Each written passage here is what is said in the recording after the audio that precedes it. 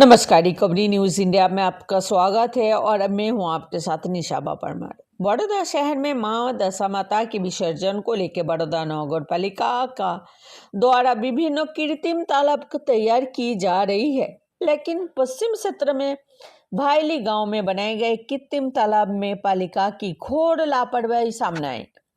रिहायशी इलाके के बीच स्थित इस कृत्रिम तालाब पर अभी तक किसी भी तरह के प्राथमिक या सुरक्षा सुविधा उपलब्ध नहीं कराए गए हैं।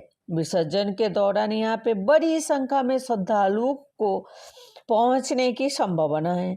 ऐसे में स्थानीय लोगों ने पालिका के जल्द से जल्द सुरक्षा और प्राथमिक सुविधा उपलब्ध करवाने की मांग की है। तो ये थी आज की खास खबर। ऐसे ही सच्चे, निडर और निष्पक्ष खबरों के लिए देखते रहिए रिकवरी न्यूज़ इंडिया। मैं निशाबा परमार आपसे विदा लेता हूँ। नमस्कार।